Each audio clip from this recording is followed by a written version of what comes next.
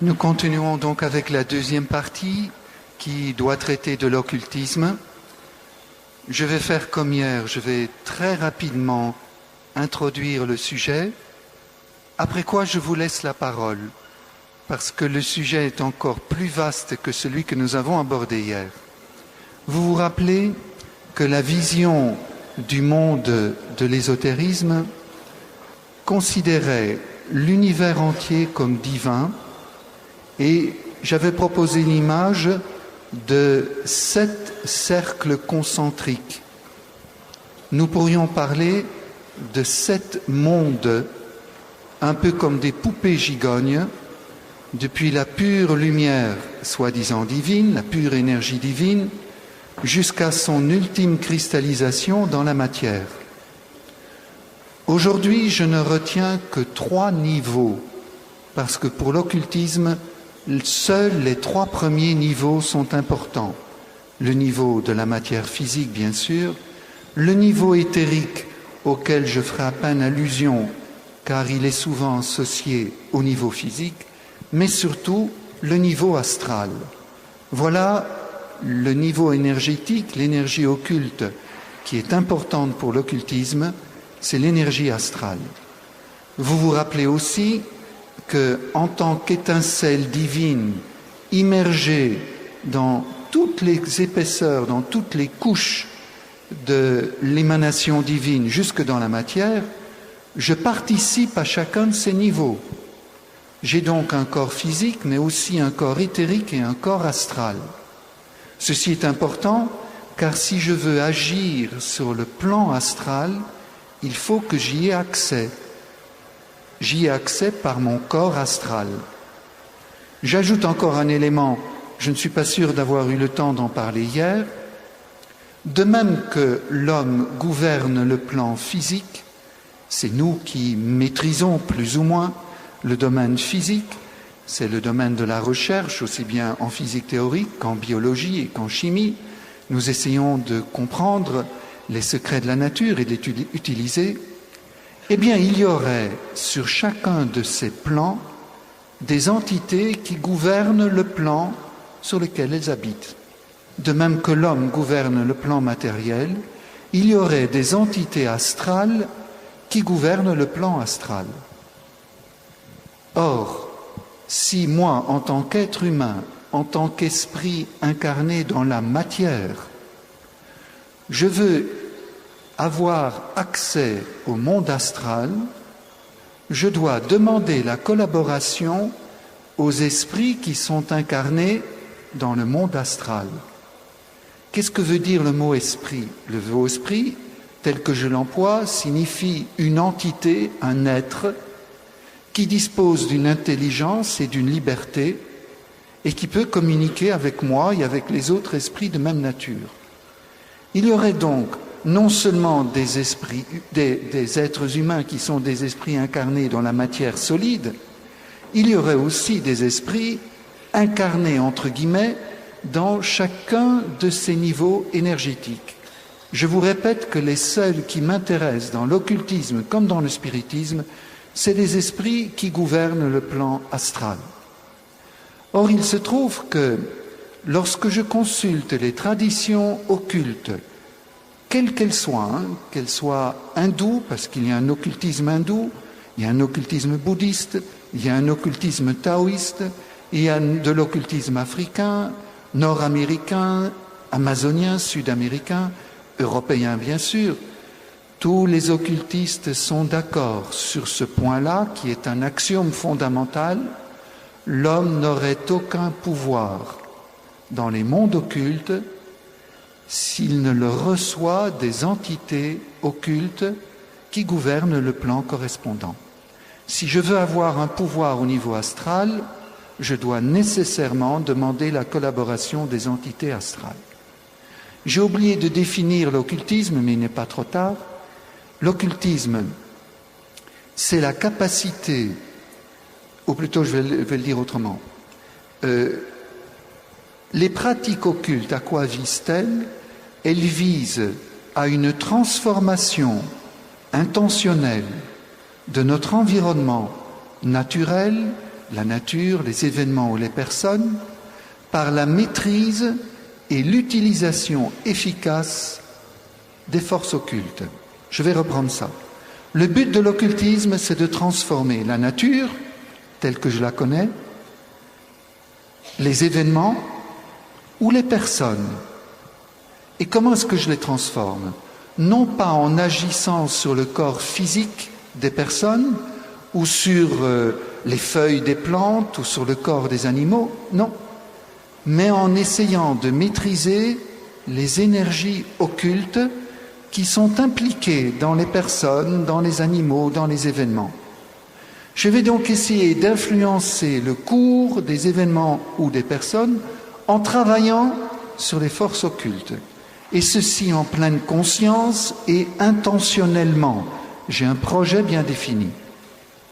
Ça va pour la définition de l'occultisme? C'est donc la mise en pratique de la théorie que nous avons vue hier.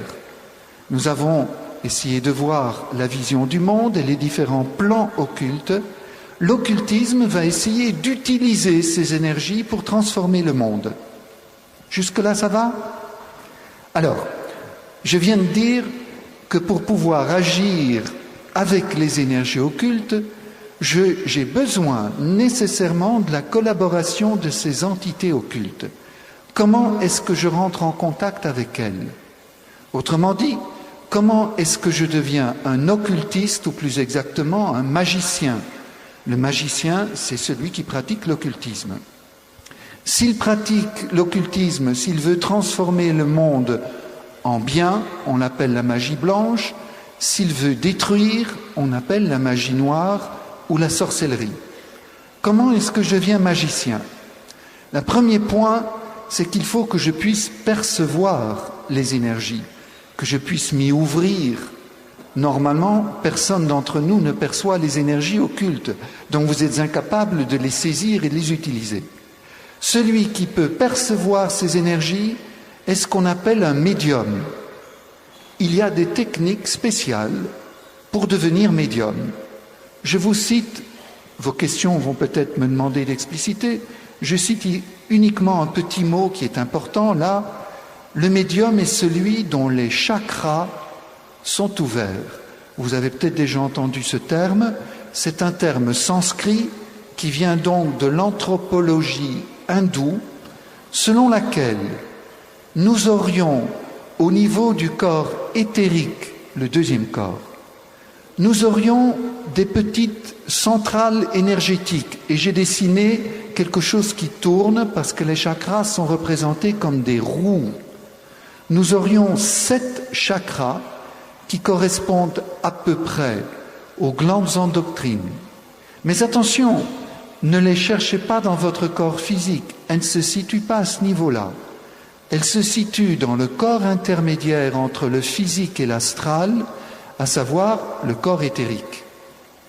Ainsi, les chakras permettent la circulation de l'énergie astrale vers le corps physique. Le médium, par des techniques appropriées, ouvre ces fameux chakras.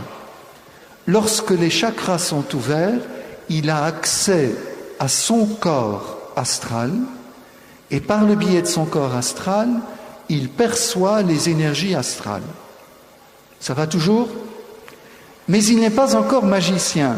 Pour devenir magicien, il faut être médium, mais il faut en plus disposer de ces énergies, savoir les utiliser à une fin pratique. Or, je vous ai dit que ça, c'est impossible sans l'aide des esprits qui gouvernent le plan astral. Il me faut donc contacter ces fameux esprits. C'est ce qui se passe au cours du rituel initiatique. L'initiation est essentielle dans les pratiques occultes. Le problème, c'est qu'il y a une multitude de formes d'initiation. Aussi, dans l'introduction ici, je vais vous donner un schéma tout à fait général. Interrogez-moi sur l'initiation si vous voulez en savoir davantage. L'initiation comporte toujours 2 aspects. Un aspect de connaissance pratique et un aspect d'une influence spirituelle, qui est le plus important. Au cours d'une initiation, on vous transmet une connaissance ou un savoir, disons. On va vous expliquer comment utiliser les influences occultes dont vous allez devenir le dépositaire. Donc le plus important, c'est la transmission d'une influence. Vous avez deviné que cette influence, c'est celle de l'esprit. Il faut donc qu'un maître, c'est-à-dire quelqu'un qui est déjà branché sur un esprit astral, communique à l'adepte qui demande à être initié, et cela se passe au cours d'un rituel, lui communique l'influence spirituelle, c'est-à-dire le mettre en contact avec l'esprit. Ainsi donc, vous devez vous situer dans une lignée initiatique, car ni vous ni moi, nous pouvons transmettre l'influence d'un esprit astral, à moins que nous-mêmes soyons déjà possédés, c'est un terme technique, par l'esprit astral. Vous ne pouvez transmettre que ce que vous avez. Il y a plusieurs expressions, on dira être possédé par l'esprit astral ou bien être adombré, c'est la même chose. Donc le maître est celui qui est déjà investi par l'esprit et qui peut donc le transmettre au cours du rituel. L'esprit descend alors sur vous et vous disposez du pouvoir de cet esprit. En général, ça va toujours. Vous m'arrêtez dès que ça ne va plus parce que je fais un résumé quand même assez bref et ce n'est pas forcément transparent. Alors, j'affine un petit peu. Le magicien fait appel à un esprit des plans, même dans le plan astral, il y a différents plans, des sous-plans si vous voulez. Il va faire appel à un esprit supérieur afin de pouvoir utiliser le pouvoir de cet esprit supérieur pour disposer des esprits inférieurs. Je fais donc une distinction. La première étape, c'est d'invoquer un esprit du monde astral aussi puissant que possible. Si cela réussit au cours de l'initiation, la deuxième étape, c'est de évoquer. Ce n'est pas la même chose. Ça veut dire appeler en soi. Évoquer, c'est convoquer, mais pas en soi. Convoquer, donc évoquer des esprits inférieurs sur lesquels le magicien a autorité en raison de l'esprit supérieur dont il est possédé. Et c'est alors ces esprits inférieurs qu'il va envoyer travailler, faire les sales besognes. Par exemple, dans le contexte d'un envoûtement, vous connaissez suffisamment le modèle du vaudou avec les petites poupées, etc. C'est un exemple typique, mais je prends celui-là parce qu'il est bien connu. Il y en a bien d'autres formes. Le principe est toujours le même. La petite poupée de l'envoûtement, j'entends. La petite poupée représente la victime. Normalement, dans un rituel, c'est un petit peu plus compliqué car il faut façonner la poupée dans un argile particulier au cours d'un rituel particulier et incorporer dans la petite poupée un élément qui appartient à votre victime. Par exemple, un morceau de cheveux ou d'ongles, de préférence quelque chose d'organique. Ensuite, je vais vous choquer, mais on baptise la poupée. Vous avez compris que c'est, dans la suite de ce que je vous disais hier, singerie du Satan. On baptise cette poupée pour qu'elle elle représente vitalement la victime. Ensuite, vous invoquez l'esprit avec lequel vous travaillez, vous évoquez les esprits inférieurs et vous les ordonnez, vous avez pouvoir sur eux, vous les ordonnez d'exécuter le mal que vous voulez faire à la personne concernée. Pour la petite histoire, un magicien expérimenté se dote d'une deuxième poupée au cas où son envoûtement ne réussit pas. Selon une vieille loi de l'occultisme, il revient sur le mage ou sur le sorcier. C'est pourquoi il essaie de dévier l'effet boomerang sur une autre poupée qui est chargée de le défendre, lui, des retours de courrier lorsque son envoûtement est pris en échec. S'il vous plaît, demandez-moi la question, comment on fait pour repousser un envoûtement? Comme ça me permettra d'y répondre. Mais n'oubliez pas que j'ai pris volontairement le cas de l'envoûtement parce que dès qu'on dit occultisme ou sorcellerie, on pense à cela. Mais il y a bien d'autres formes de manipulation des énergies occultes.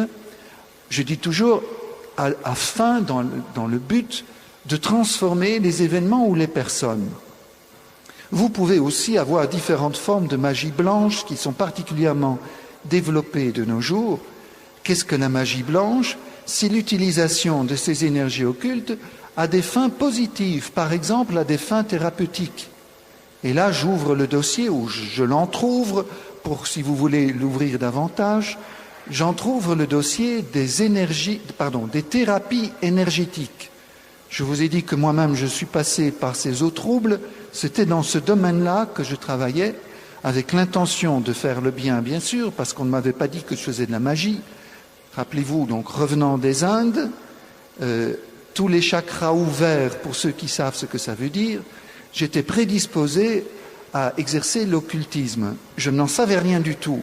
J'ai été récupéré par une loge, disons, je l'appelle loge parce que c'est le terme qu'on emploie, Rose-Croix, qui avait des pratiques occultes très développées et qui précisément m'a conduit à exercer dans le domaine des thérapies énergétiques. Je vous disais hier, sous couvert, bien sûr, de christianisme. N'oubliez pas, c'était un mouvement très christique, mais pas chrétien du tout. Je vous ai cité aussi hier Rudolf Steiner, qui est un autre exemple d'école ésotérique et occulte, qui vous parle du Christ à toutes les lignes, mais qui n'ont absolument rien à voir avec le christianisme. À l'époque, il y a 30 ans, il m'a fallu 2 ans pour me rendre compte que j'étais pieds et poings liés dans un mouvement, une secte, mais le mot secte n'est pas adapté, dans une école ésotéro-occulte de type Rose-Croix, et pour m'en dégager avec l'aide de la grâce de Dieu. Mais je vous recite cela, attention, la magie blanche, comme la magie noire, ne fonctionne qu'avec l'appui des entités du monde occulte auquel vous faites appel.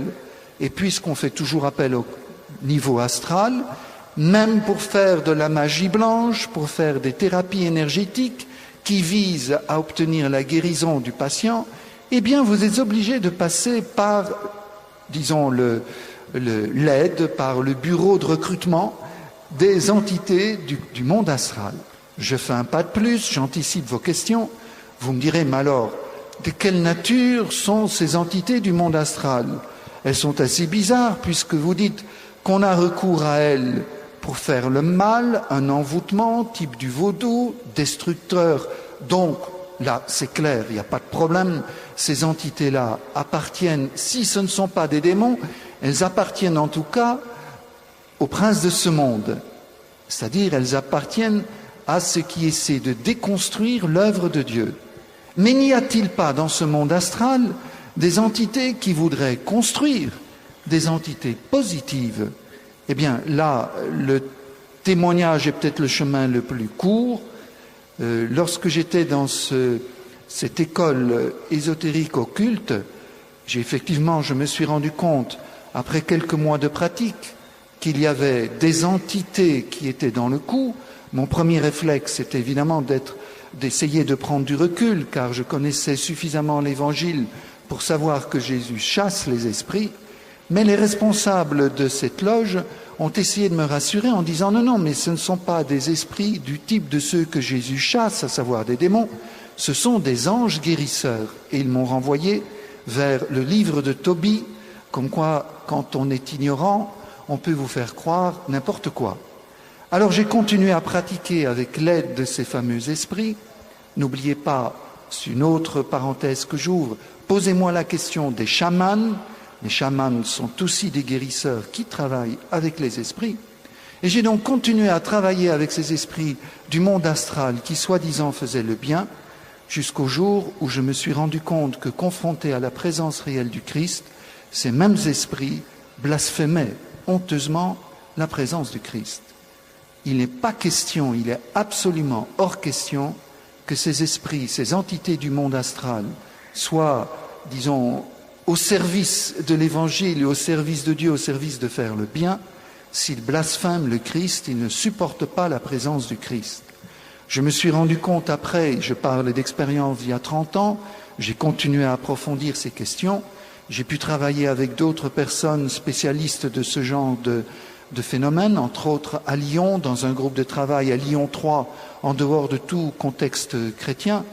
Il y avait une dame qui est une anthropologue et, il semblerait, une des spécialistes mondiales de ce genre de pratique, guérison par invocation des esprits, spécialiste du chamanisme, entre autres. Son diagnostic était très clair et rejoint exactement mon diagnostic pastoral. Il n'y a pas de guérison avec l'aide des entités du monde astral, il y a uniquement déplacement de symptômes. Et c'est parfois des mois, si vous voulez, je vous raconterai un ou deux exemples. Je tiens à vous en raconter un qui vous montrera la perversité de ces entités du monde astral qui peuvent, pendant des mois, voire des années, donner l'apparence du bien avant de finir par se dénoncer. Parce que tôt ou tard, elles finissent toujours par se dénoncer, c'est-à-dire par revendiquer leur dû. Et leur revendication est toujours destructrice. Le gros danger, c'est que la collaboration sous prétexte de faire du bien peut durer longtemps et que ces entités sont assez malignes, c'est le cas de le dire, pour ne pas détériorer leur instrument, à savoir le médium et le mage blanc, puisque c'est lui qui leur permet d'avoir de plus en plus, d'étendre leur champ d'action. Car n'oubliez pas que si vous consultez quelqu'un qui travaille dans l'occultisme, que ce soit un voyant, que ce soit un thérapeute énergétique ou un mage, le fait de le consulter, vous ouvrez votre champ, votre corps astral à l'influence de celui du thérapeute et donc vous induisez une fusion astrale qui permet à l'esprit avec lequel travaille le thérapeute de s'insinuer au niveau de votre corps astral, donc de créer éventuellement des liens. Voilà, ça fait déjà beaucoup d'informations. Une dernière information, parce qu'elle est importante, avant de vous laisser les questions. Vous voyez que le champ de l'occultisme est immense. J'ai essayé de vous parler trop rapidement de la sorcellerie, la magie noire. J'ai pris comme type l'envoûtement. Je vous mets en garde contre la magie blanche, parce qu'elle est de même nature que la magie noire. Son prétexte de faire du bien ne suffit pas. Elle travaille avec les mêmes esprits, tout aussi diaboliques que ceux qui font de la magie noire, sauf ceux qui se cachent mieux, mais ils sont ennemis du Christ comme les premiers. Je vous cite, parce qu'historiquement c'est important dans le monde de l'occultisme, le chamanisme. Le chamanisme est sans doute une des formes les plus anciennes de religiosité naturelle de l'humanité. On les voit, les premiers chamans, à l'aube de l'humanité en Sibérie. On peut suivre, il y a eu des recherches des anthropologues, comment de Sibérie ils passent par la calotte polaire en Amérique du Nord. On voit des traces de chamanisme en Amérique du Nord. En Amérique centrale, les Indiens, les sorciers indiens. Et en Amérique latine, en Amérique du Sud. Très intéressant de voir, par exemple, la thèse de Carlos Castaneda sur les chamans mexicains. Et puis de voir la thèse de Jérémy Narby, ça date d'il y a à peine 3-4 ans, sur les chamans amazoniens, comment leurs études correspondent. Quel est l'esprit du chaman? L'esprit, c'est le cas de le dire. Quelle est la visée du chaman? C'est un medicine man, si vous voulez, c'est un peu la même chose. Le chaman essaie de contacter les esprits de la nature, c'est-à-dire les esprits du monde astral, en se mettant en transe. C'est toujours le passage, hein. Se mettre en état de médiumnité, c'est se mettre en état de transe. Et puis, je vous ai dit, il faut encore parvenir à contacter l'esprit. Les chamans, pour contacter les esprits, utilisent des drogues. Nous connaissons les propriétés hallucinogènes des drogues par les chamans. C'est quelque chose qu'on oublie souvent. C'est eux qui nous ont appris quelles sont les qualités ou les propriétés hallucinogènes. Pour la petite histoire, eux-mêmes l'ont découvert en constatant comment les reines titubaient après avoir mangé certains champignons.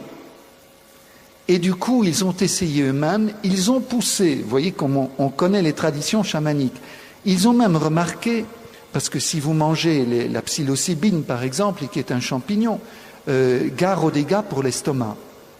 Mais ils ont constaté que s'ils buvaient l'urine des reines qui ont mangé de la psilocybine, ils avaient l'effet hallucinogène sans avoir les dégâts pour l'estomac. Aujourd'hui, les études des molécules prouvent qu'effectivement leur observation était juste. Pour vous dire ils ont mis en place, les chamans, toute une étude des propriétés hallucinogènes de tous ces produits que les jeunes utilisent aujourd'hui, hein, du shit, enfin bref, vous connaissez tous ces hallucinogènes. Eh bien, ils les utilisent pour se mettre en contact avec les esprits, auxquels ensuite, dans un dialogue, car lorsque l'esprit est sollicité et que le médium est un vrai médium, il peut dialoguer avec ces esprits, qui leur donnent aux chamans soit une potion pour guérir leur épouse ou leurs enfants, soit un poison pour, l'exemple classique, tuer leur belle-mère. Vous comprenez, magie blanche ou magie noire, c'est les mêmes esprits qui donnent les recettes nécessaires. Pourquoi j'insiste sur cet exemple? On vous met en garde contre les drogues et on fait bien, parce que les drogues détruisent les neurones du cerveau. C'est vrai, c'est pas ce qui m'affole le plus, parce que les neurones du cerveau, on sait maintenant que tous les 7 années, il y a se renouveler. On vous dit aussi, les drogues, attention, ça vous crée des dépendances. C'est vrai, c'est déjà plus embêtant. C'est peut-être pas tout à fait vrai pour les drogues dites douces, mais il n'y a pas de drogue douce, vous allez voir pourquoi. C'est certainement vrai pour les hallucinogènes type LSD et drogues dures, absolument vrai. Pour la marijuana et le shit, etc., ce n'est pas sûr. La dépendance psychologique est beaucoup plus sociologique, un effet de groupe. Par contre, ce qu'on ne vous dit pas et que pour moi est le plus important, c'est que chacune de ces drogues est une forme d'invocation d'un esprit. C'est un rituel initiatique. Savez-vous que les grands occultistes du siècle précédent, je veux dire du XXe siècle, c'est ceux-là qu'on connaît, les autres ne sont pas encore morts. Les grands occultistes, je ne veux pas vous donner tous leurs noms parce que, en tout cas, ça ne vous dirait rien. La plupart d'entre eux sont morts d'overdose. Tout simplement parce qu'ils ont compris que l'initiation la plus efficace pour appeler les esprits, les invoquer et évoquer les esprits inférieurs, bref, pour acquérir des pouvoirs, c'est les drogues. Autrement dit, lorsque vous fumez le joint d'une façon tout à fait innocente, entre guillemets, bien sûr, je veux dire, par plutôt convention sociale entre copains, comme hélas, ça se passe, et je ne peux pas refuser le joint parce qu'autrement je ne suis plus dans le groupe, sympa peut-être, mais attention à ce qu'il vous arrive. Inconsciemment, sans le savoir, vous ne pouvez pas ne pas attirer les esprits qui correspondent à ces entités-là. J'ai rencontré un jeune qui, dans le sacrement de réconciliation, me dit « Père, j'ai fumé un joint avec mes copains samedi soir. » Mais je lui dis, pour éprouver un petit peu sa compréhension du phénomène, je lui dis « Mais pourquoi tu te confesses? Qu'est-ce qu'il y a de mal à prendre un joint ?» Sa réponse était très belle. Il m'a répondu, il m'a dit « je ne sais pas trop, mais je constate que quand j'ai fumé un joint le samedi soir, le dimanche matin, j'ai un mal fou à aller à l'Eucharistie. J'ai une résistance énorme. Donc c'est probablement qu'il y a un truc qui ne va pas puisque ça s'oppose à ce que j'aille à l'Eucharistie. » Ah, je lui ai dit « Bravo, là c'est du vrai discernement. » Et il n'avait pas du mal parce qu'il avait une tête de bois et ne se levait pas. Non, non.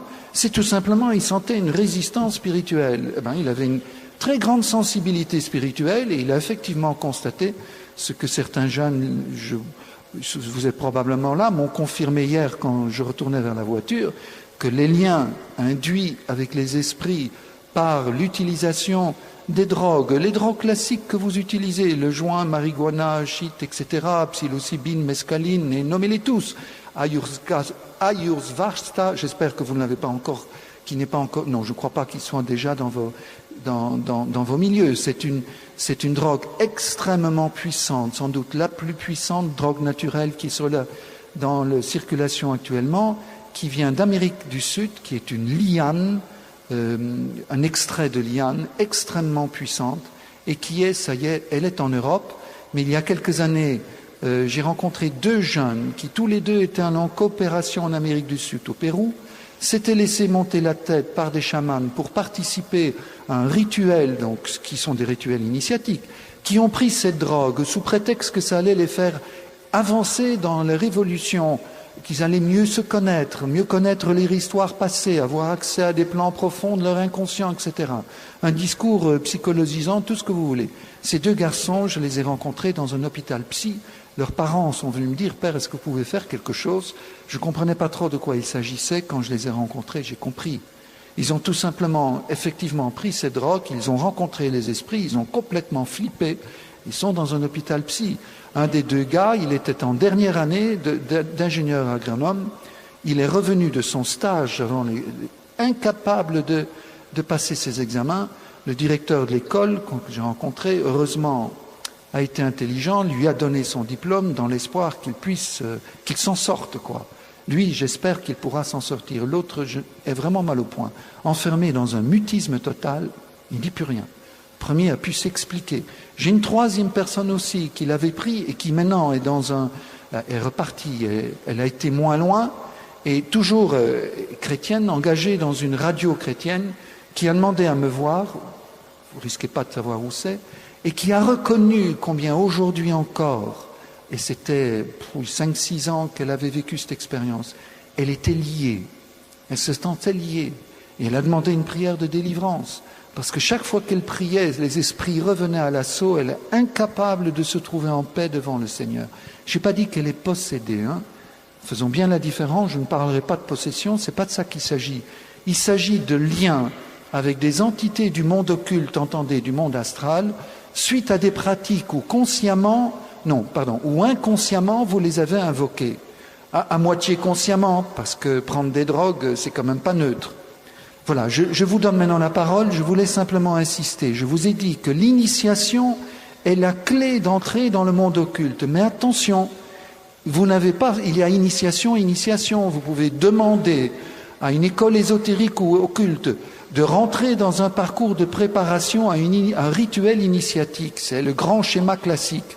Mais vous pouvez aussi, au cours d'une soirée avec copains, faire une initiation implicite sans le savoir. J'en parlerai demain, non c'est après-demain, quand nous parlerons du spiritisme.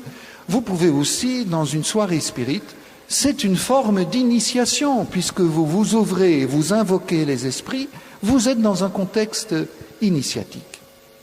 À vous la parole. Bonjour mon père. Juste pour être sûr d'avoir bien compris, tout ce que vous nous avez dit depuis hier, c'est connu de l'Église depuis les premiers siècles, mais l'Église n'en parlait pas, et en parle pour maintenant par prévention envers les jeunes. Deuxième question. Je prends d'abord la première. Dire que l'Église n'en parle pas, je regrette. L'Église, je parlerai plutôt la révélation. La révélation, c'est écriture, tradition, magistère. L'Écriture en parle, mais peut-être que nous l'ignorons. Ça, c'est une ignorance coupable. Allez donc lire le livre du Lévitique, le livre du Deutéronome, le livre des prophètes. Vous verrez comment il fulmine contre toute forme, non seulement de spiritisme, et vous avez compris que c'est déjà du spiritisme, puisque nous invoquons les esprits, toute forme de nécromancie, toute forme d'occultisme, interdit de faire passer les enfants par le feu, ça veut dire... C'est le feu astral, c'est toute forme d'occultisme est dénoncée par la parole de Dieu. Elle est dénoncée par les pères de l'Église. Si vous lisez saint Augustin, il en sait plus que moi sur toutes les pratiques occultes.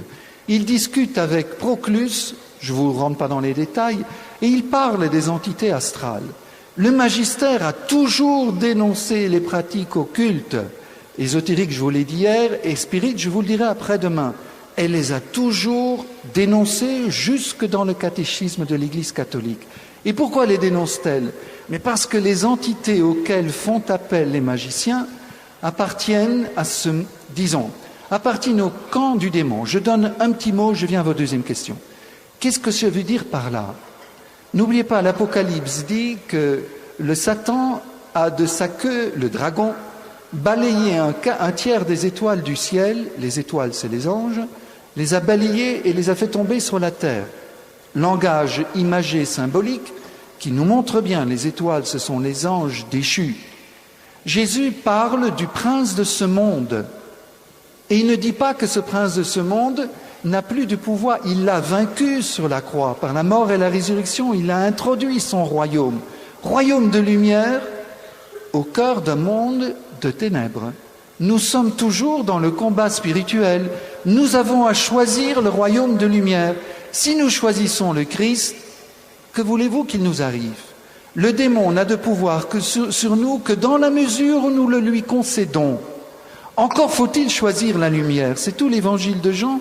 Lumière, ténèbres, mensonge, vérité, mort, vie. Il faut sans cesse faire un choix. Mais si vous ne faites pas le choix de la lumière, attention, le prince de ce monde guette et vous propose ce monde astral, la pseudo-lumière du monde astral que saint Paul dénonce. Le démon n'est jamais aussi dangereux que quand il fait l'ange de lumière.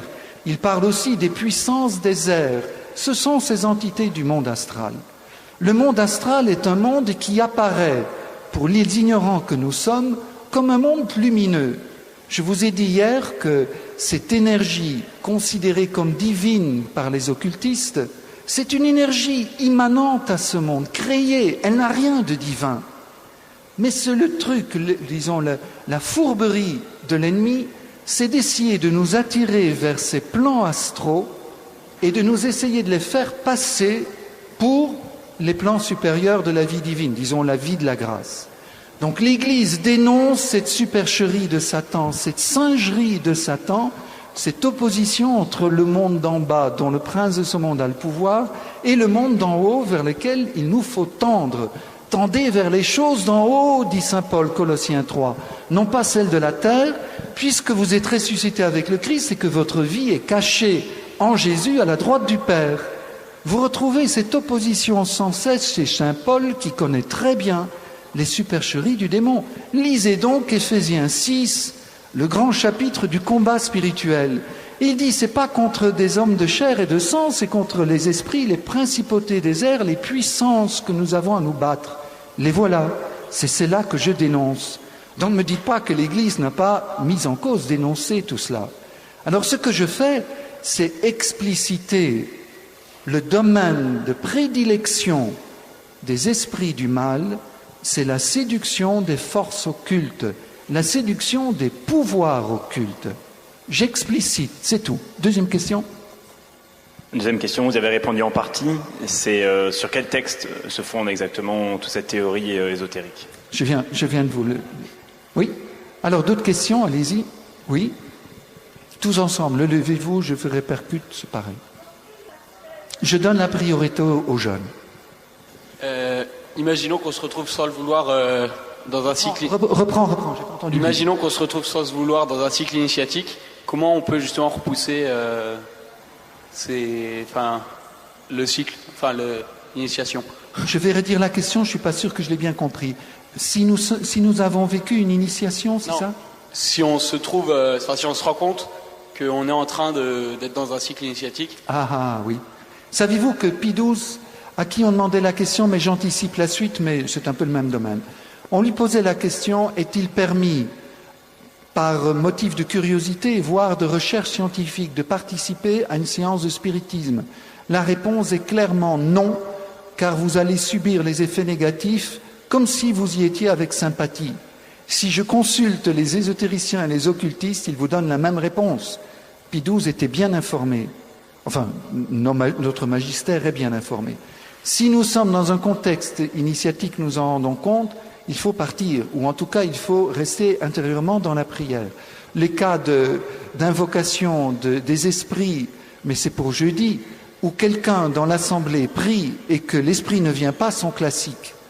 Mais si vous avez de l'une ou l'autre manière participé à un rituel dont vous percevez qu'il pourrait bien avoir une dimension initiatique, eh bien, le remède est clair. Si vous avez contracté un lien, ou si vous croyez que éventuellement vous auriez pu contracter un lien, nous avons un sacrement pour délier. C'est le sacrement de réconciliation, le second baptême, comme disaient les pères de l'Église, où vous avouez votre péché, puisque la Bible l'interdit, que vous l'avez fait, c'est la définition même du péché. C'est de transgresser la parole de Dieu et de rompre l'alliance. Vous l'avouez et vous demandez au Seigneur c'est d'ailleurs implicitement ce qui est dans le sacrement de réconciliation, c'est le pardon du péché, et délier ce que nous avons lié par notre péché. Donc n'ayons pas peur. je ne pourrai jamais suffisamment insister, je ne veux pas vous enfermer dans la peur, je veux vous aider à ne pas faire les mêmes bêtises que celles que j'ai faites en vous mettant en garde. Attention, il y a des chemins dangereux. Si vous avez parcouru ces chemins et que vous dites « Oh là là, mais alors j'ai peut-être quelques liens », nous avons la victoire de Jésus à notre disposition à travers le sacrement de réconciliation.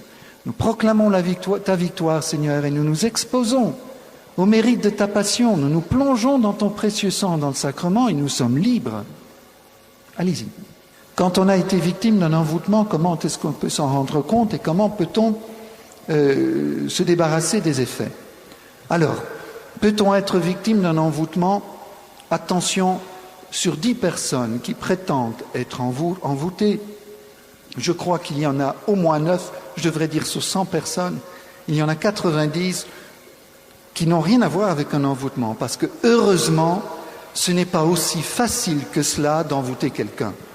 Heureusement, ne devient pas magicien qui veut. Heureusement, les esprits vous ne pouvez pas invoquer des esprits aussi facilement que cela, et heureusement, vous n'avez pas pouvoir sur les esprits évoqués aussi facilement que cela. Ce qui ne veut pas dire que ça n'existe pas, hélas. Si vous voulez, on dira 2 mots de la banalisation de Harry Potter. Pourquoi je suis un peu mal à l'aise avec ce film? Précisément parce qu'il banalise des choses qui sont vraies. C'est la question suivante. Supposons que vous avez le soupçon d'être envoûté. Il faut avoir de sérieuses présomptions. Il faut avoir de vraies raisons. Attention, ce n'est pas rien de soupçonner quelqu'un de faire un envoûtement sur vous.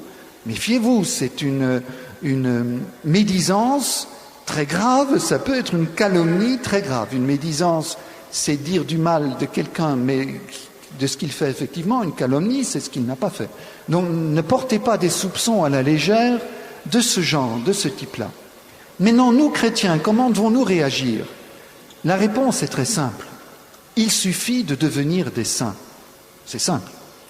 Les magiciens, les envoûtements n'ont aucun pouvoir sur les saints. Je vous explique pourquoi. Un envoûtement consiste à envoyer, se situe au niveau du corps astral, et le corps astral, c'est le corps des passions de l'âme. Donc on envoie, disons, une charge énorme de haine. C'est sans doute la passion la plus destructrice. Elle est meurtrière, comme on dit. Vous savez combien Jésus fulmine contre la haine portée par la colère. Bien. Une forte pulsion de haine qui représente une énergie sur le plan astral, portée par les esprits. Ils viennent autour de vous. Bien sûr que vous êtes protégés, de même que vous avez de la peau qui protège l'intérieur de vos organes intérieurs de l'extérieur. Nous avons autour du corps astral ce qu'on appelle un fourreau astral. Si quelqu'un veut, je ne sais pas si je l'ai fait, des arguments sur la réalité du corps astral. Je ne me souviens pas si on en a parlé hier. Je continue. Nous avons donc un fourreau astral qui nous protège. Autrement dit, cette agression de l'envoûtement vient tourner autour de votre corps astral, mais ne peut pas y pénétrer. Il y a un fourreau astral. Comment l'envoûtement fonctionne-t-il? Il attend tout simplement qu'il y ait une résonance intérieure avec l'agression extérieure. Si vous êtes agressé par une pulsion de haine et qu'il n'y a absolument aucune haine dans votre cœur, l'envoûtement ne peut pas pénétrer en vous et il est renvoyé à l'expéditeur. Mais s'il y a un écho, une résonance avec de la haine en vous, par phénomène de résonance, je parle énergie parce que nous sommes à un niveau énergétique, votre haine est amplifiée par l'envoûtement extérieur. Autrement dit, vous allez collaborer à votre propre destruction. La réponse, qu'est-ce que c'est? Devenir des saints. C'est tout. Donc en plus, Jésus, non seulement il nous ouvre les portes du royaume, mais il nous donne le moyen de traverser ce monde sans en subir d'encombre. Le sermon sur la montagne est idéal pour échapper à toute emprise de l'ennemi. Lorsque Jésus dit « aimez vos ennemis », si vous avez quelqu'un que vous soupçonnez d'envoûtement, la meilleure chose à faire, c'est pas de vous cacher dans la peur vous rend vulnérable, c'est de l'aimer de tout votre cœur, de toute votre âme, toute votre force, de prier pour lui. Et vous verrez, c'est la meilleure façon non seulement de vous protéger, mais sans doute de convertir. Je vous donne un dernier élément. J'ai lu un jour dans un livre de magie, vous voyez que j'ai de bonne lecture, Le dernier chapitre était consacré à ce qu'il ne faut pas faire, quelle personne ne faut-il pas attaquer. En première ligne, c'était ceux qui pratiquent la magie eucharistique. C'est intéressant, il considérait que l'Eucharistie est une forme de magie blanche. Mais c'est intéressant de voir qu'il disait « méfiez-vous », parce que leur magie eucharistique est apparemment tellement puissante que la plupart des sorts que vous lancez, ils risquent de vous revenir à la figure. Intéressant à entendre. Mais j'ajouterais, à condition de vivre l'Eucharistie dans une foi vivante par la charité. Se nourrir de l'Eucharistie pour grandir en charité. Ce n'est pas de la magie, l'Eucharistie. Je crois qu'on est bien d'accord sur ce point. J'ai une autre question par rapport à la médecine. Où êtes-vous? Levez-vous, je ne vous vois pas. Là. D'accord, merci. Alors, c'est par rapport à l'homéopathie. Et on dit qu'il n'y a aucune molécule dans la substance qui reste. Et ma question, c'est les autres expliquent que c'est l'information qui donne l'effet de guérison. Et ça marche en effet chez quelques personnes. Et je voudrais bien savoir ce que vous en pensez. Je ne voudrais pas m'éterniser sur l'homéopathie parce que c'est un problème extrêmement difficile.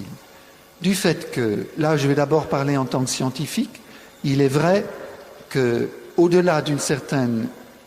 Vous connaissez comment ça marche, hein? Un extrait de plante que l'on dilue. Au-delà d'une certaine dilution, les chimistes parmi vous le savent, le nombre d'Avogadro fait foi, au-delà d'une certaine dilution, il n'y a plus de produits, il n'y a plus de molécules chimiques dans la dilution. Or, l'homéopathie commence à fonctionner au-delà et fonctionne de mieux en mieux à mesure que nous diluons davantage et donc loin au-delà de ce fameux nombre d'Avogadro. Mais ceci, je n'insiste pas parce que Hahnemann, le fondateur de l'homéopathie, qui est un médecin déçu par la médecine de son époque et qui va donc essayer de mettre en route un autre processus, Hahnemann lui-même disait que l'homéopathie ne fonctionnait pas à partir des molécules chimiques, que l'homéopathie fonctionnait par une condensation de l'énergie cosmique. À partir de là, nous rentrons dans un langage ésotérique qui devient très difficile, disons. Je comprends ce qu'il dit, énergie cosmique, ça veut dire une énergie occulte. Mais en tant que scientifique, je souris et je dis, bon, mais je ne comprends plus ce que vous dites, monsieur Hahnemann. Je dis bien, j'ai ma casquette de scientifique. Le scientifique ne sait pas comment fonctionne l'homéopathie. La mémoire de l'eau n'est d'ailleurs pas une réponse. J'ouvre pas ce chapitre qui a fait beaucoup de bruit il y a quelques années. Ça ne change rien au problème. L'homéopathie ne fonctionne pas au niveau physique, Hahnemann lui-même le dit.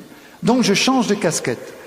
Scientifiquement, je ne peux rien dire. Est-ce que c'est un placebo? Non, puisque l'homéopathie marche, fonctionne, guérit des animaux. On ne peut pas imaginer qu'une guérison psychosomatique avec des chevaux, par exemple. Il y a des haras qui fonctionnent uniquement avec l'homéopathie. Donc ce n'est pas un placebo, c'est une thérapie efficace, mais ce n'est pas une médecine type allopathique qui fonctionne sur la molécule chimique. Comment fonctionne-t-elle? C'est une médecine occulte. Est-elle pour autant à prohiber? Attention, les énergies occultes sont créées par Dieu. Si elles existent, elles sont créées par Dieu. Ce ne sont pas les énergies occultes qui me posent problème. Ce sont les entités qui gouvernent le plan astral et qui, après le péché originel, font partie de ceux qui se révoltent contre l'être humain. Saint Thomas d'Aquin nous dit, je paraphrase ce qu'il dit, Dieu nous a enlevé les dons préternaturels, à savoir la connaissance des plans occultes, après le péché, pour nous préserver, parce que nous ne dominons plus ces entités. Tradition musulmane, il parle des djinns. Les esprits du monde astral sont nommés des djinns. Même théorie, ils nous disent, après le péché originel, les djinns qui devaient être soumis à l'homme se sont révoltés contre l'homme et risquent de malmener l'homme, voire de le tuer, s'il les fréquente trop. Je passe dans l'hindouisme, ils les appellent les devas. Ramakrishna, ce nom vous dit peut-être quelque chose, c'est un des grands métaphysiciens de l'hindouisme, écouté et respecté en Europe. Ramakrishna dit, vous occidentaux, vous êtes des apprentis sorciers qui allez libérer des forces que vous serez incapables de maîtriser et qui vont vous réduire en esclavage. C'est une citation littérale. Et il parlait des devas. Les devas, c'est les esprits astraux qu'on appelle djinns dans la tradition musulmane, etc. voyez ma façon d'étudier, je fais de la culture comparée. Et lorsque vous avez une multiple attestation dans des cultures qui n'ont pas eu de contact, il y a là un fort argument d'objectivité. Tous nous parlent de ces entités astrales comme des entités qui auraient dû être soumises à l'homme, mais qui ne le sont plus, et qu'il faut surtout éviter de fréquenter parce qu'elles risquent de vous aliéner, doit vous conduire même à des issues fatales. J'ai oublié de quoi je parlais quand j'ai fait ce détour de l'homéopathie. Alors, l'homéopathie, je disais, l'énergie astrale en soi n'est pas mauvaise. Mais les entités qui gouvernent ces plans, c'est ceux-là qui sont soumis aux princes de ce monde et qu'il faut éviter. Alors, est-ce que l'homéopathie, j'ai dit que c'est une médecine occulte, je crois effectivement que c'est la bonne réponse. Steiner, que j'ai cité hier, dit que c'est une médecine astrale, je crois qu'il a raison. Ce que je ne peux absolument pas vous dire, est-ce que les esprits sont impliqués dans l'homéopathie à l'un ou l'autre niveau? J'espère de tout cœur que non. J'espère que ce qui se passe en fait par ce qu'on appelle la dynamisation, car c'est la dynamisation qui est importante plus que la dilution, c'est le fait qu'il faut secouer très longuement les solutions de plus en plus diluées, et j'espère qu'il y a là un procédé de concentration de l'énergie astrale soutirée aux plantes. Vous savez qu'il y a différentes plantes qui sont utilisées en homéopathie, par exemple la belladonna. Eh bien, on soutire l'énergie astrale de la plante pour la transmettre à l'homme. J'espère qu'il s'agit de cela. Pourquoi est-ce que je dis j'espère et pas une certitude? Bien parce que scientifiquement, je ne peux pas faire d'expérience dans le monde occulte. Et mon petit ennui, c'est que M. Hahnemann est quand même un personnage très particulier. Il a été initié dans la franc-maçonnerie, son père l'était aussi, on sait quelle loge, on connaît le nom du maître, les historiens l'ont bien montré. Et Hahnemann s'est beaucoup intéressé au taoïsme, et le taoïsme est extrêmement magique. Est-ce que Hahnemann a été influencé par le taoïsme dans son élaboration de l'homéopathie? Je n'en sais rien. C'est le seul point qui me gêne un petit peu, c'est que le langage d'Hahnemann est un langage ésotérique. Voilà, j'irai pas plus loin dans ce sujet sur lequel je continue à travailler, je ne suis pas le seul. On a vraiment une chaîne de travail par Internet avec beaucoup de personnes d'un peu de tous les pays qui se posent les questions sur l'homéopathie parce que scientifiquement c'est extrêmement irritant, je dirais, d'être devant une méthode qui marche et dont on ne peut pas donner d'explication. Allez-y, encore une ou deux questions parce que le temps est court. Allez-y, fort. Si nous avons été créés... Oui, il y a une question que je réponds là, parce qu'elle est importante, c'est la guérison, disons, les coupeurs de feu. Les coupeurs de feu ou les coupeurs de zona, qui sont donc une forme de magnétisme. Alors de quoi s'agit-il? Il s'agit, si vous avez un zona, c'est extrêmement douloureux. Il y a des personnes qui ont reçu le pouvoir de dire une formule qui enlève le zona instantanément, de même pour des brûlures jusqu'au 3e degré. C'est au point qu'à Grenoble, l'hôpital de Grenoble a embauché 2 coupeurs de feu. Je trouve que pour le siècle du triomphe du rationalisme, on a des comportements tout à coup très irrationnels. Je vous donne ce que disait déjà saint Augustin contre ce genre de pratique. Saint Augustin, repris d'ailleurs par saint Thomas d'Aquin, et je vous donnerai le langage de saint Thomas d'Aquin. Saint Thomas d'Aquin dira donc, je vais plutôt d'abord vous expliciter. Si je vous donne, moi, cette formule, et que vous la prononcez sur une brûlure du 3e degré, il ne se passera strictement rien. Pour que ça marche, il faut que la personne qui vous transmette la formule l'ait elle-même reçue. Vous voyez, vous êtes dans un rituel initiatique de quelqu'un chez qui ça marchait. Si vous sortez de la tradition, ça ne marche plus. Ce n'est donc pas la formule qui marche, c'est la transmission du pouvoir. C'est ce que souligne saint Augustin, qui dit, enfin, soyez sérieux, ce n'est pas vos postillons, ce n'est pas parce que vous soufflez sur cette brûlure ou parce que vous prononcez une parole, vous n'êtes pas Dieu, votre parole n'est pas créatrice, ou si vous soufflez, ce n'est pas votre postillon qui a une vertu curative. Donc, il n'y a aucun rapport entre la cause prétendument thérapeutique, la récitation de la formule, et l'effet, la guérison. Donc, dit saint Augustin, ce qu'il en est de cette pratique, c'est que par la prononciation de cette formule vous exercez un rituel invocatoire. Vous invoquez un esprit qui, lui, a le pouvoir de guérir, et c'est l'esprit qui guérit. Qui guérit ou qui déplace les symptômes. Je vous donne un exemple. Une madame en Ardèche chrétienne, qui ne connaissait pas très bien ces pratiques. Elle a un zona, elle me disait, je me serais jetée par la fenêtre tellement c'est douloureux. Je savais que j'avais une voisine capable d'enlever le zona. Je lui ai demandé instantanément libérée de ses souffrances.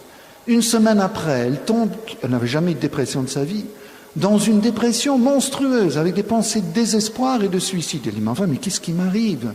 Et même au niveau de sa foi, des tentations de blasphème, etc. Elle a le réflexe qui s'imposait, elle va consulter un prêtre et elle va se confesser. Elle va dire, voilà, j'ai demandé de couper le zona, je l'ai fait de bonne foi, mais je vois que les conséquences sont dramatiques.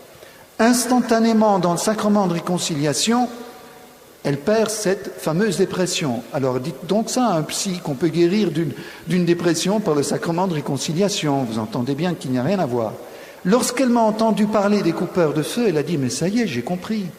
J'ai compris. Elle me dit, mais est-ce que j'ai quelque chose d'autre à faire? Je lui dis, non, vous avez eu le bon réflexe. Vous voyez bien qu'il y avait quelque chose qui n'allait pas, vous l'avez déposé dans le sacrement. Attention, ce n'est pas toujours aussi direct. Les effets se ne font parfois sentir que des semaines ou des mois après, de sorte que vous ne faites pas le rapport entre l'effet négatif que vous subissez et la cause originelle, à savoir la consultation de tel ou tel magnétiseur ou coupeur de feu ou coupeur de zona. Et vous n'y pensez pas du tout. Et vous ne pensez encore moins à demander une prière de délivrance parce que vous ne voyez pas le rapport entre les effets négatifs et la cause, ce qui en est la cause. Je n'ai plus beaucoup de temps parce que c'est ici que j'aurais aimé vous raconter un cas particulièrement douloureux, mais je crois que vous me donnez 5 minutes. Excusez-moi pour les questions qui restent, mais il y a encore une... Mais pour vous montrer la perversité de ces esprits, ça touche déjà indirectement le spiritisme. Je vois arriver chez moi une jeune fille de 18 ans, envoyée par le psy de l'école où elle a mis son enfant de 4 ans. 18 moins 4, ça fait 14 ans.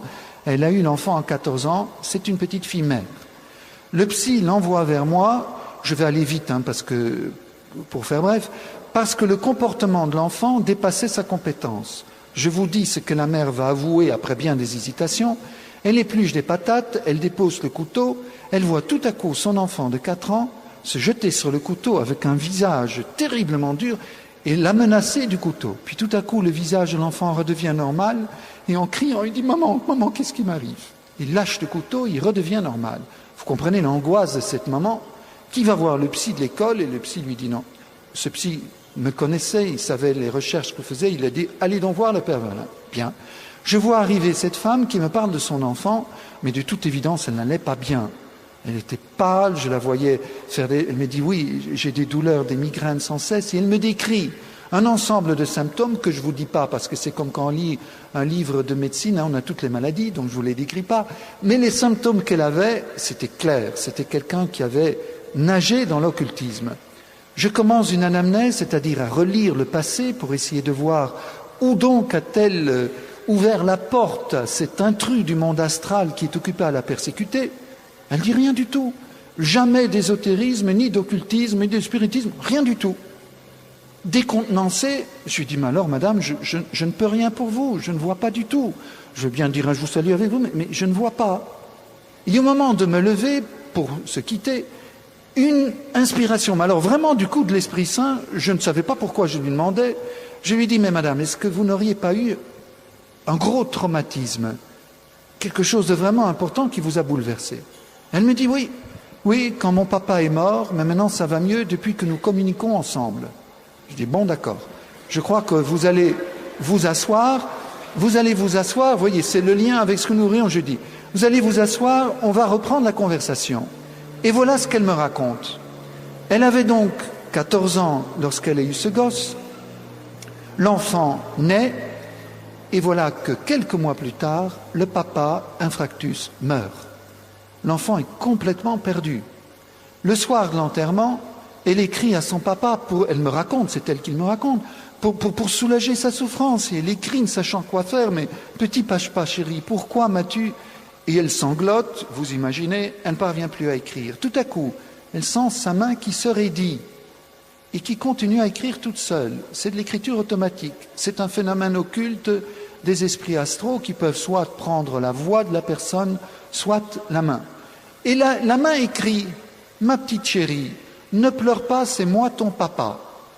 Et le papa va donner toute une série d'indications. Il lui dit, prends le 77 c'est le journal local de Lyon, page 6, colonne autant, tu vas voir, l'appartement dans lequel tu es trop grand, tu ne pourras pas le payer. Il y a un petit studio que tu pourras te payer. Fébrilement, elle regarde, effectivement, elle va voir, le studio est libre, elle l'occupe. Le papa l'oriente vers une famille qui cherche un babysitter pour qu'elle puisse continuer à faire ses études et s'occuper de l'enfant. Et le papa lui dit, demande à la famille où tu fais du babysitter, explique ta situation, ils vont te prendre en affection. C'est ce qui se passe.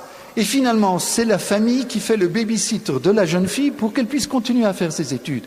Elle passe le bac, le papa lui dit, va te présenter à tel endroit, ils vont t'embaucher. Elle est embauchée, mais tout baigne, c'est admirable. N'est-ce pas que c'est admirable? Eh bien, ça va rester admirable pendant 4 ans. Et puis, les déboires vont commencer. Évidemment que cette jeune fille ne fait pas le rapport entre cet esprit qu'elle croit être son père, qui ne lui fait que des choses positives, et la détériorisation dramatique de sa santé, de celle de son petit et des phénomènes bizarres qu'elle a autour d'elle. Vous imaginez, il me reste à moi à expliquer à cette jeune fille que celui qui se présente comme son papa est un esprit diabolique. Je ne voudrais pas être à ma place, mais j'y étais. Heureusement, elle est croyante. Et nous parvenons à tomber d'accord, je lui dis, écoutez, si c'est Dieu qui permet à votre papa de venir vous aider, c'est pas parce que je prie sur vous qu'il va changer d'avis. Elle dit, c'est cohérent. Nous descendons à la chapelle, et Dieu merci, le Seigneur a fait vite et bien. Vous savez, c'est une prière de délivrance, hein, je n'ai pas assez parlé là-dessus. Une prière de délivrance, c'est invoquer la puissance de la résurrection de Jésus, la puissance de sa mort et résurrection, les mérites de sa passion et la force de sa résurrection. Il a tout vécu pour nous délivrer. Tout est prêt. Il suffit de l'invoquer. Et je dis, Seigneur, eh bien, je plonge ta fille dans ton précieux sang, délivre-la. Instantanément, c'est pas toujours aussi simple, instantanément, elle a eu un immense soulagement, immense. Mais comme j'ai un peu, comme saint Thomas, un peu sceptique sur les bords, je dis, mais c'est peut-être, madame, parce que je prie sur vous, que psychologiquement vous êtes influencé. Nous verrons le résultat sur votre enfant, qui lui n'est même pas au courant. Eh bien, l'enfant était parfaitement redevenu, disons, repris un comportement normal. La jeune fille, c'était une guérison durable. L'enfant a été suivi par le psy, elle-même a été suivie médicalement. Elle était parfaitement rétablie par une prière de délivrance qui l'a libérée de cet esprit malin qui s'est fait passer pour son père et l'a soi-disant aidé faire du bien, mais vous voyez, elle allait à la catastrophe. Elle et son enfant allaient tous les deux à la destruction. Reste, et je termine, reste un point qui autrement est incompréhensible. J'ai rappelé cette jeune fille, quand les choses s'étaient calmées, qu'elle avait confirmation de la délivrance, je lui ai dit, mais madame, il y a un problème quand même encore. Il ne suffit pas d'avoir un gros chagrin pour que les esprits vous lient au point de faire de l'écriture automatique. Nous allons reprendre l'anamnèse. Vous avez ouvert la porte au malin, c'est impossible autrement. À peine 10 minutes d'anamnèse et elle me dit, excusez-moi père, vraiment je n'ai pas voulu vous le cacher, mais je reconnais, maintenant je m'en souviens, je reconnais que l'année avant la mort de papa, j'avais peur parce que je voyais qu'il n'allait pas bien, j'ai 3 fois consulté une voyante. Je lui dis d'accord, maintenant les choses sont claires. C'est la consultation de la voyante qui fait donc une fusion du corps astral avec la voyante. La voyante travaille avec un esprit. L'esprit peut donc participer, enfin, lier, en quelque sorte, vous donner le numéro de code de la porte de votre corps astral à l'esprit qui sait attendre le moment voulu pour s'ingérer dans la vie de la jeune fille. Petite cause, grands effets. Cet exemple est tellement flagrant que je le raconte souvent. Petite cause, très grands effets. Méfiez-vous. Ne mettons pas les doigts dans cet engrenage occulte et si nous l'avons fait, nous savons le chemin de la délivrance. C'est c'est les mérites de la passion de Jésus qui sont disponibles dans le sacrement de réconciliation.